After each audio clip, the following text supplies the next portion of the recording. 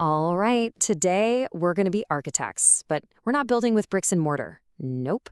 We're building something that hits a little closer to home, your pay. We're going to look at the actual blueprint companies use to decide what goes on your paycheck. So let's just jump right in.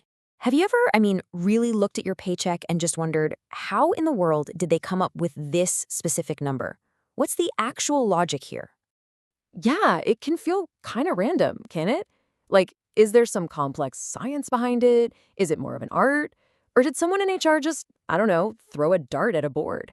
Well, you might be surprised to hear there's actually a pretty logical system behind the whole thing. And that's exactly what we're going to do right now. We are going to uncover that blueprint. We're pulling back the curtain to see how your salary is actually built, piece by piece, turning that secret into something you can actually understand. So, this blueprint, the official name for it, is a pay structure. And really, it's just a framework that does two main things. First, it makes sure different jobs get different pay based on how valuable they are to the company. And second, it recognizes what you specifically bring to the table. It's the whole system designed to make pay fair. So the big question is, how do companies actually build one of these things? Well, it definitely isn't random. There's a pretty clear 5-step process they follow to get from, nothing to a complete pay system. And here are those 5 steps. This is our roadmap. First, they decide how many different pay structures they even need. Then, they figure out what the market is paying. After that, they group similar jobs together, calculate the actual pay ranges, and finally, they double-check everything. So, let's get started. Okay, so these first 3 steps, think of them as pouring the foundation for our building. If you get this part right, everything else that you build on top of it is going to be solid. All right, step one, a company has to decide how many pay structures it needs. And the most common way to start is to split all the jobs into 2 big buckets, exempt and non-exempt. You've probably heard these terms. Basically, non-exempt employees get overtime pay, so they're usually paid by the hour. Exempt employees, they're usually salaried and don't get overtime. Right there, that's a huge fork in the road for how pay is designed. But that's not the only way they can slice it. A company might have a totally separate structure for its tech team versus its marketing team. Or, and this is a big one, they might have different structures based on where you live. It makes sense, right? The pay scale in San Francisco is going to be a whole lot different than one in a small town in the Midwest. Okay, on to step 2, finding the market pay line. This is where the company has to do its homework. They literally go out and research what their competitors are paying for the same kinds of jobs.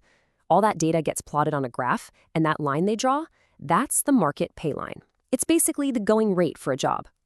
And here's what that looks like. So along the bottom, you've got job evaluation points. Don't let that scare you. It's just a fancy way of saying they give each job a score based on how important or complex it is. Then, going up the side, you've got the salary. And that line right there, cutting through the middle, that's it. That's the market pay line. It becomes their guide, their North Star for setting pay. Now for step 3, defining pay grades. The reason for this is pretty simple. Imagine if a company had a totally separate payroll for every single job title. It would be absolute chaos. So instead, they group similar jobs that have a similar value, into these pay grades. It just makes everything way more manageable. So look at how this builds on what we just saw. You take that line and you basically chop it up into these vertical chunks, or grades. You can see it here. Grade 1, down at the bottom, covers jobs with a certain point range, like a messenger. Then you move up to grade 2, and you've got jobs like a secretary. This is how you go from a bunch of random data points to a real organized system. All right, so our foundation is poured. We've organized jobs side by side into these grades. Now it's time to start building up. We need to add the different levels to our structure. Think about it like this. You can have a job family, let's say clerk. But not all clerks are the same, right? A clerk, I might be doing really basic stuff. But a chief clerk, that person needs to use their judgment. They've got to have deep knowledge of how things work. So the pay structure has to show that difference, that career ladder. And that brings us to step 4, calculating pay ranges. This is where we add that vertical dimension. For every one of those pay grades we just made, the company sets a floor and a ceiling. You've got a minimum, the absolute lowest they'll pay, a maximum, the highest, and right in the middle you have the midpoint, which is usually tied right to that market pay line. And boom, that's your salary band. And last but not least, step 5, the final inspection. This is where the architects step back, look at the whole building they've designed, and ask the tough questions. Does this actually make sense? Is it fair to our own people? And maybe most importantly, is it good enough to get new, talented people to join us and stick around? It's the final stress test. Okay, so we've walked through the whole 5-step blueprint, but so what? Why should you care about any of this? Well, because once you understand it, that number on your paycheck stops being some big mystery. It becomes a system, and a system is something you can actually navigate. And there's one key tool that helps you do that. It's called a compa ratio.